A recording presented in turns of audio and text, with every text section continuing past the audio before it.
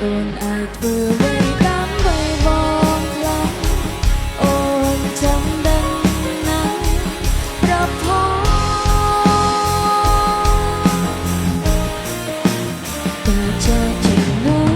បងរៀនអូនរៀនចាក្រោយបាត់បង់ស្មោះមានបងដឹងខ្លួនថាឈឺចាប់ប៉ុណ្ណាតើអូនអាចធ្វើអ្វី